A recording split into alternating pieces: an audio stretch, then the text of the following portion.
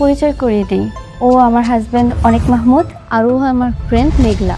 ও আমার লোকে প্রতারণা করছে, ও একটা প্রতারক। আমি বাধ্য হয়ে বিয়েটা করেছি। আমার মায়ের রাইখে তুমি আরেকটা বিয়ে করছো। আরে যাস না কেন, তুই যা। সামনে তুই যাবি না, ওরে আমি আজকে মেঘলা। আচ্ছা, অনেক তো বেইমানি করে নাই, তাহলে একটু বলবেন আপনি ওর কি মন্ত্র শেখাইলেন যে ওটা একবার হঠাৎ করে বড়লোক হয়ে গেল? আমি জানি না, আমি জানতে চাই না। আরে এত উত্তেজিত হচ্ছেন কেন? জায়গা নাকি দুধ চাপি না করবো, জান বলতেছিস। কি ব্যাপার সাব্বির, তুমি আমাকে এত জরুরিভাবে ডাকলে যে? আপনি তো খুব খারাপ একটা মানুষ, আর আপনি তো দুজনকে ঠকাচ্ছেন। সত্যি আমি দুইজনকে ঠকিয়েছি, কিন্তু কেন?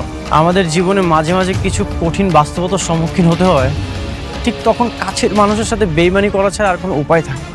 আরে গরিব করে জন্মায় এত অহংকার কিসের? হ্যাঁ, অনেক ভাই, মেঘলা তো বিপদে পড়ছে। আপনি তো অনেকের সব সম্পত্তি বেমানি করে লিখে নিয়েছেন। কিন্তু অনেক আরো বড় বেঈমান।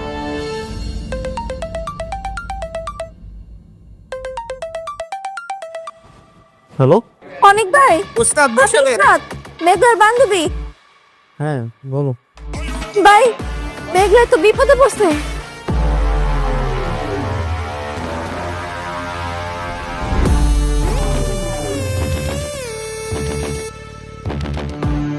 ঠিক আছে, আমি এখনই আসছি।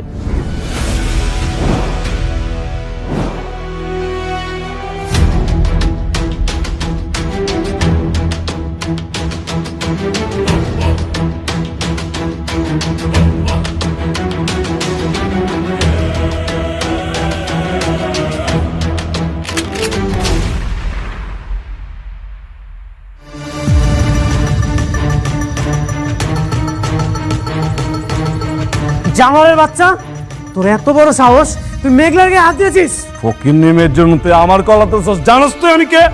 তুই কে সেটা জানার আমার সময় নেই। আমি কে তুই সেটা জেনে রাখ। আমি অনিক চৌধুরী। আজকে তোকে আমি এমন অবস্থা করব, নেক্সট টাইম কোনো মেয়েকে টাচ করার আগে আজকের দিনের কথা তোর মনে পড়বে।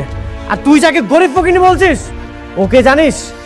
এই অনিক চৌধুরী ওয়াইফ।